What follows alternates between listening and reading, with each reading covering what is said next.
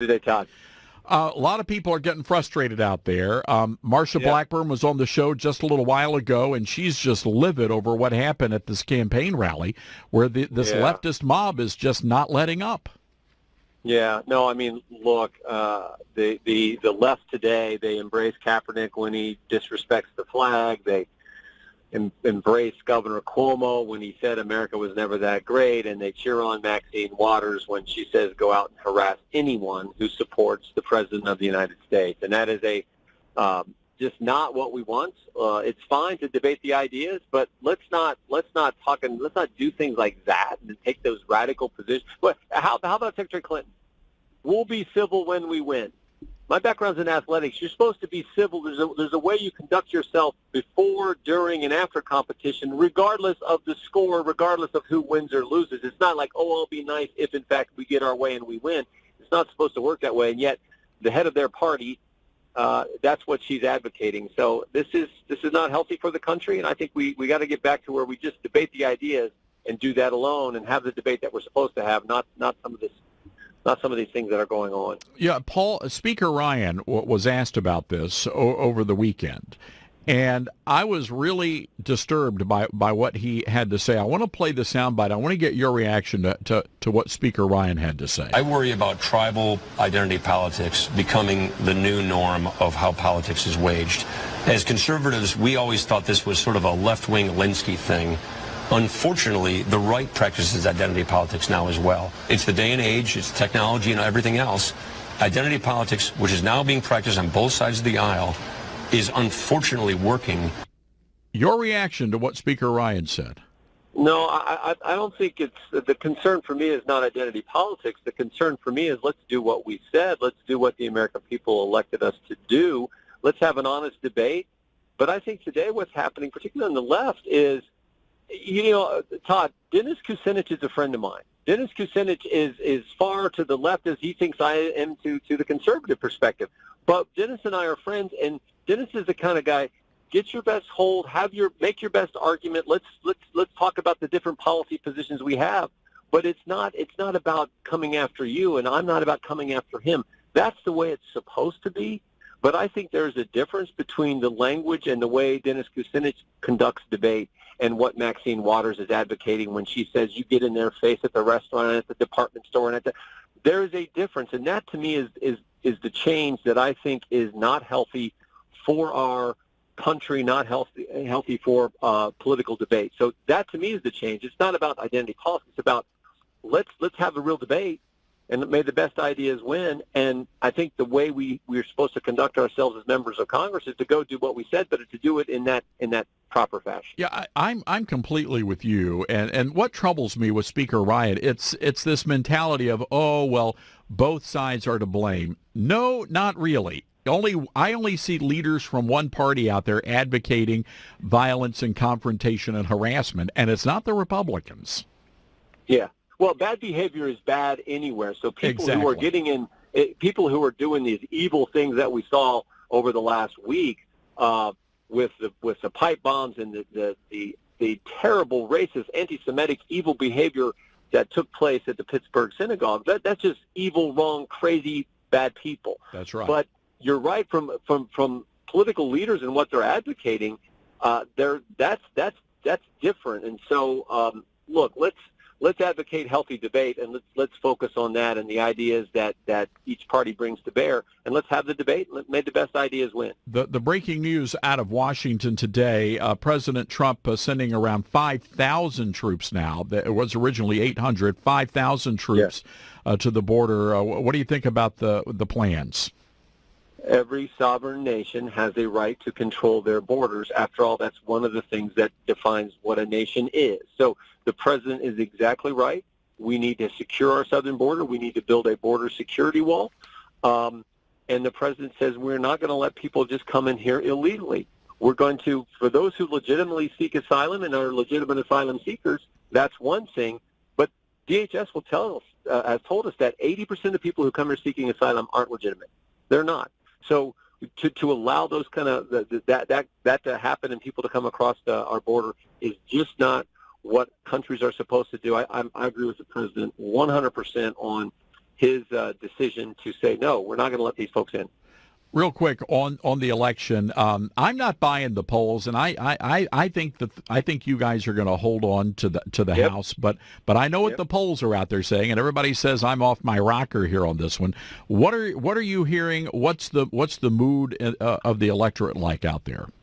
I think you're right. I think we're going to keep the House. I mean, contrast divisions. The left and their positions they're taking: raise your taxes, abolish ICE, never secure the border, socialize medicine, impeach the president. Contrast that with the amazing record in the last 21 months under the president's leadership. Regulations down, taxes down, economy growing at a record rate, unemployment its lowest in 40 years, Gorsuch and Kavanaugh on the court, out of the Iran deal, embassy in Jerusalem, hostages home from North Korea, and oh, by the way, there's a new NAFTA agreement. Contrast those two visions. And when I think people step back and look at that, I think you're right. I think they're going to say, you know what?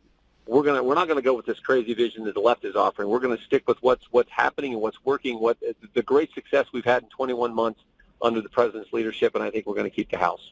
And Congressman, we have a lot of folks listening that are big supporters of yours. I know you want to be the next Speaker of the House.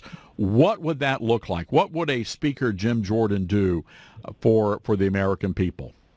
One simple thing we're going to focus on, doing what we said. Amazing record under the president's leadership, but we still haven't got the border security wall built. We haven't secured the southern border. We haven't reformed welfare like we need to and require able-bodied people to work if they're going to get your tax dollars. And we certainly haven't replaced Obamacare. We have to focus on doing what we said we would do. More importantly, what we were elected to do. That'll be the focus if I'm given the privilege to lead. But right now, the main thing is just let's keep the majority, and that's what we got to focus over the next week. All right, we're going to have to leave it there. Congressman, as always, appreciate you coming on the show. You bet. All right, Congressman Jim Jordan, ladies and gentlemen. We have another story rocking Washington in the bombshell New York Times piece reporting Deputy AG Rod Rosenstein proposed wearing the secret wire to record the president. Lawmakers are now demanding he come testify. With us, we have Freedom Caucus Chairman, Congressman Mark Meadows of North Carolina, and Congressman from Ohio, Jim Jordan. Good to see you both. Great to be with you. Before we get to that news, quickly, want to get your comments, obviously, on, I mean, I don't even know where to begin with what is now unfolding with Judge Kavanaugh. You know, Sean, I met Judge Kavanaugh at a young lady who interned for us and, more importantly, clerked for Judge Kavanaugh. She's the daughter of Polly and I, some of our best friends from college. And Judge Kavanaugh flew to Morgan's wedding in Madison, Wisconsin. That's the kind of guy he is. He's a good man. He should be on the court. We know he is eminently qualified. We know he's the right guy for the job. And I hope it happens sooner rather than later. What happens in the Senate? You know these guys maybe too well. Well, I think at the end of the day, they'll hear both sides. They'll judge it on the merits of that. But I think the tactics that we're talking about is really distasteful to both sides. Mm-hmm. You know, when we really look at this, I got a readout that actually was coming from some of the activists, and they were telling them how to act, what to wear, how they were coming in, and quite frankly, coaching them on what to say. These are people that literally do not have a stake in this. They are organized by certain groups to come out and create chaos. What we need are real hearings and let Judge Kavanaugh stand up for the vote. Let me ask you both about Rod Rosenstein. The president commented about that today. Sure. Said he's been speaking with Rod. Yeah. You both know him. Yeah. He says he didn't do it. McCabe is one of the ones. Obviously, it was his notes were leaked, and he's known to lie. What do you think? Well, I think the president's statement is consistent with where he's been. He says obviously he's never wanted to fire Rod Rosenstein. He's told I think it's a trap myself. Well, you know, whether it's a trap or not, I think here's the interesting thing is this president is all about transparency. And here we are today, Rod saying he didn't say it.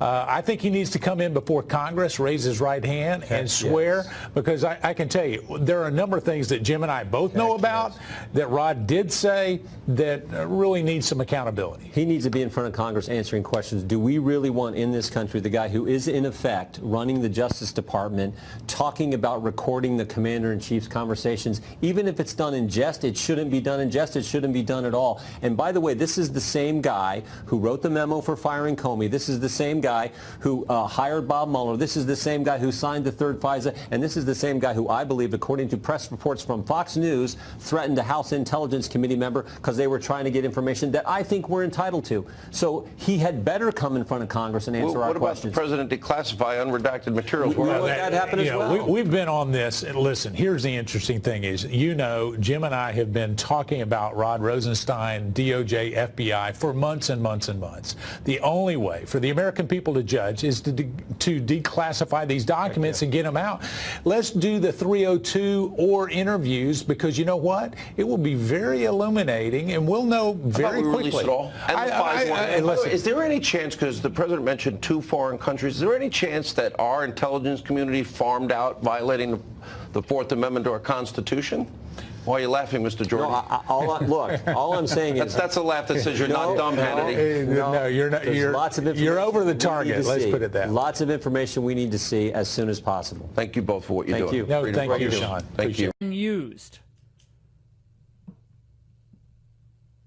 over the past just 4 years, because people now know how to make a credible fear allegation.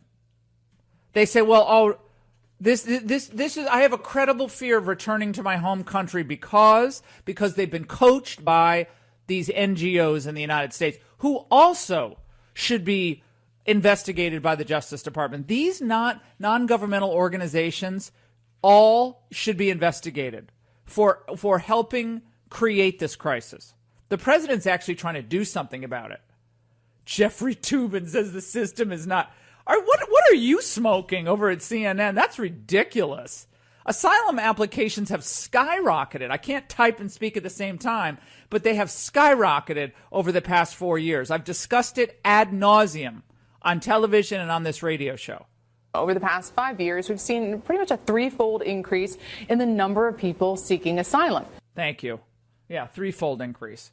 But in some sectors, in some areas, it's been like a 400% increase in the number of people bringing children across the border, because they know if you bring someone who's called your child or a family member who's under the age of 18, you can also stay.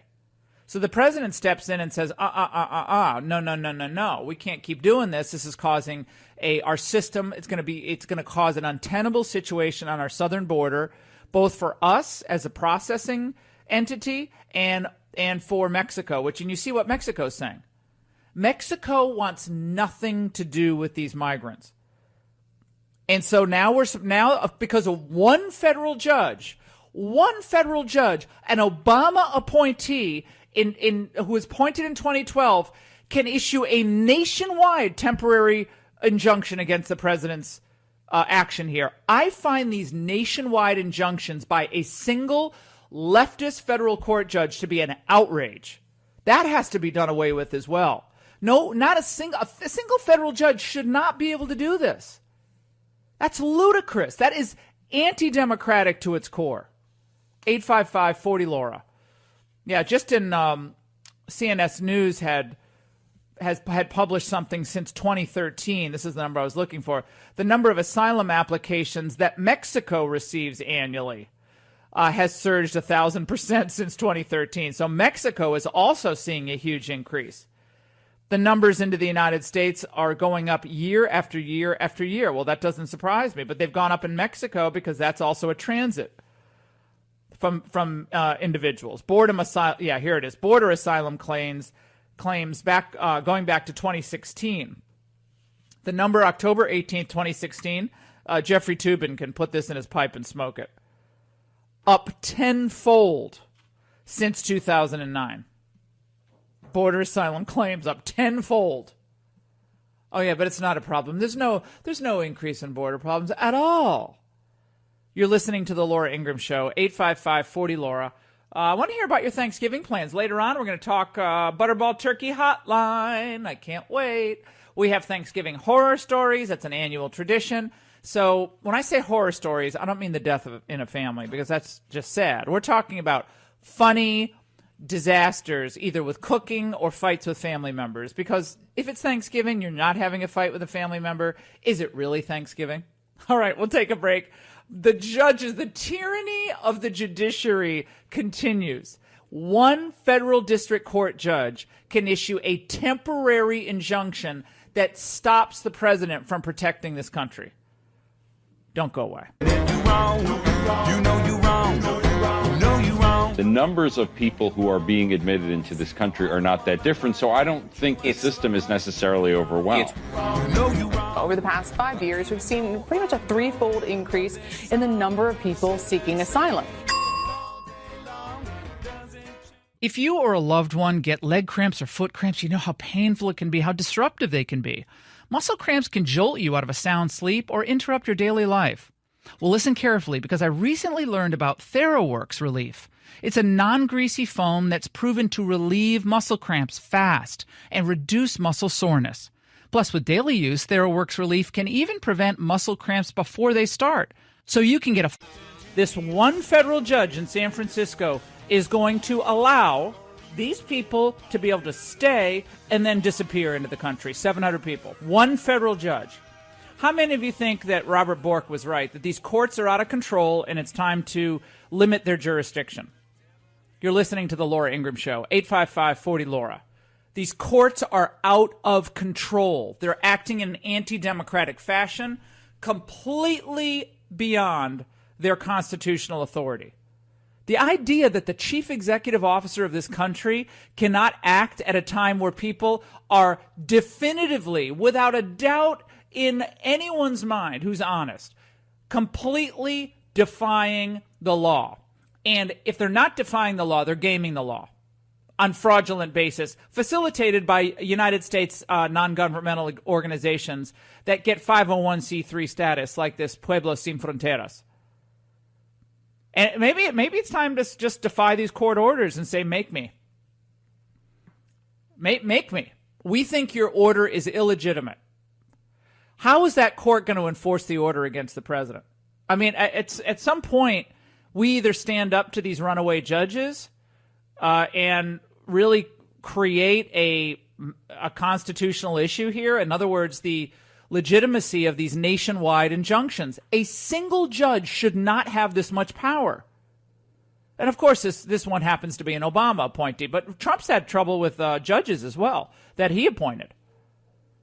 And by the way, I just found this. This was so great. The Atlantic. There's a piece in the Atlantic about this judge in Texas when he was considering the Obamacare ruling. And the liberal Atlantic, here's the title of the piece: Judges shouldn't have the power to halt laws nationwide. A court in Texas may put Obamacare on ice everywhere. So this is by Nicholas Bagley, a law professor at Michigan, and Samuel Bray, who's a law professor at Notre Dame.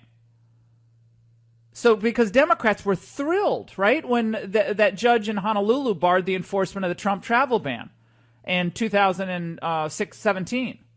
They were thrilled, but now, in the Texas case, they're all freaking out. A judge shouldn't have this much power. You're right, a judge shouldn't have this much power. This is anti-democratic. They should not. One judge should not have the authority to change a U.S.